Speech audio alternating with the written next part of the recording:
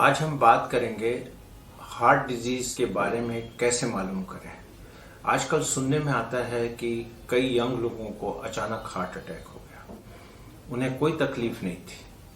सबके मन में एक बात आती है, हार्ट अटैक से कैसे बचें और कैसे मालूम करें कि हार्ट की नसों में रुकावट है या नहीं। जो अभी हमारे पास इन्वेस्टिगेशन के लिए टेक्निक्स हैं, जैसे ईसीजी है, इको है, स्ट्रेस टेस्ट है, कई बार ये बिल्कुल नॉर्मल हो सकते हैं।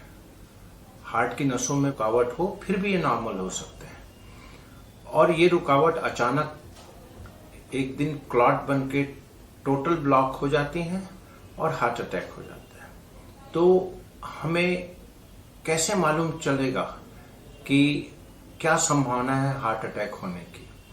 तो इसके लिए एक टेक्निक है coronary CT angiography. Coronary CT angiography जैसे सामान्य एंजियोग्राफी होती है, हॉस्पिटल में भर्ती होके और हाथ से या जांघ से पंक्चर करके पतली नलिका या कैथेटर डाल के जो पिक्चराइजेशन करते हैं, कॉर्नरी आर्टरी की पिक्चर लेते हैं, उसको कन्वेंशनल एंजियोग्राफी कहते हैं। लेकिन कॉर्नरी सीटी एंजियोग्राफी में केवल एक वेन को, नस को पंक्चर करके डाई डालते हैं और कॉर्नरी आर्टरी की सीटी स्कैनर से पिक्चराइजेशन करते हैं। उसको हम कहते हैं coronary CT angiography. Coronary CT angiography एक अच्छा इन्वेस्टिगेशन है। इससे हमें कॉर्नरी आर्टरी के दीवालों में कोलेस्ट्रॉल का डिपोजिशन होके जो रुकावट होती है, जिसको हम कहते हैं एथेरोस्क्लेरोसिस, जिससे हार्ट अटैक होता है, क्या वो हो रहा है, किस टाइप के डिपोजिशन है, केवल सॉफ्ट है, कोलेस्ट्रॉल डिपॉजिट है, या उस पर कैल्शियम डिपॉजिट है, ये हमें मालूम चल सकता है। अब हमें ये देखना है कि क्या हम सबको सीटी एंजियोग्राफी करा लेना चाहिए? नहीं, सीटी कॉर्नरी एंजियोग्राफी उन्हीं लोगों के लिए जरूरत है जिनमें नंबर 1 या तो बहुत सारे जोखिम कारक हो, जैसे कोई डायबिटिक है, स्ट्रांग फैमिली हिस्ट्री है हार्ट अटैक सडन डेथ की यंग एज में, स्मोकर है, ओवरवेट है, इसके साथ में यदि कोई सिम्टम हो रहा हो और सभी टेस्ट नॉर्मल हो, तो as a screening test coronary CT angiography की जा सकती है। कॉर्नरी सीटी एंजियोग्राफी करने से हमें एक रोड मैप मिल जाता है। बहुत से लोगों को तकलीफ होती रहती है लेकिन सिग्निफिकेंट ब्लॉक या रुकावट नहीं होती।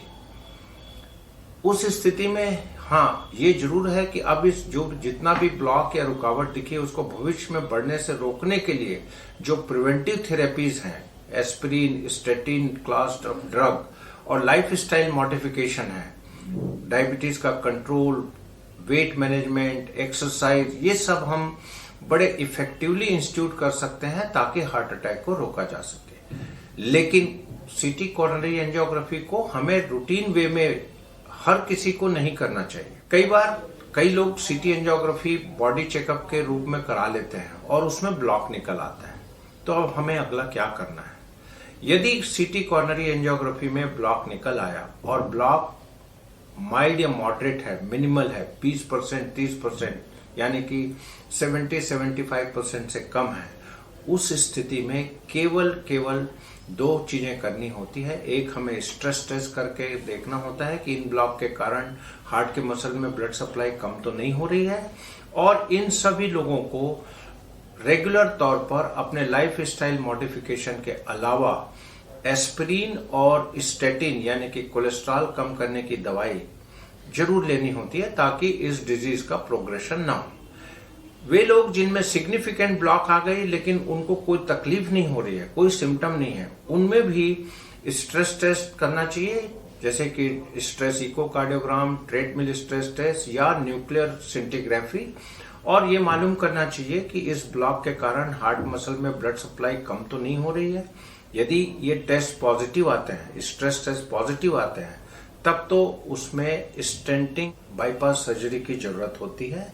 अन्यथा वे सभी लोग जिनको कोई तकलीफ नहीं है, जिनके हार्ट की आर्टरी में कुछ ब्लॉक दिखाई दे रही है और stress test, specially stress echocardiography और स्ट्रेस थैलियम नेगेटिव है, उन्हें केवल लाइफ स्टाइल मॉडिफिकेशन के साथ एस्पिरिन और स्टेटिन कोलेस्ट्रॉल लोअरिंग दवाई लेनी है।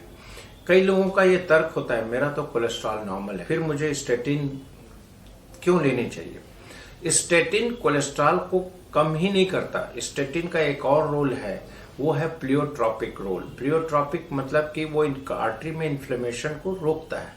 हार्ट अटैक एक टाइप का इन्फ्लेमेशन है, इसलिए वे लोग जिनके कोलेस्ट्रॉल नॉर्मल भी हैं और कॉर्नरी आर्टरी में माइल्ड, मॉडरेट और सीवियर ब्लॉकेज है, चाहे एंजियोप्लास्टी हो गई, स्टेंटिंग हो गई या बाईपास सर्जरी हो गई या ना भी हुई है, उन्हें एस्प्रिन या ब्लड थिनर के साथ स्टेटिन यानी कि कोलेस्ट्रॉल कम करने की दवाई लेनी जरूरी होती है। फ्रेंड्स, कॉर्नरी आर्टरी डिजीज के ट्रीटमेंट में यानी कि मैनेजमेंट में सबसे महत्वपूर्ण चीज है वो है प्रिवेंशन।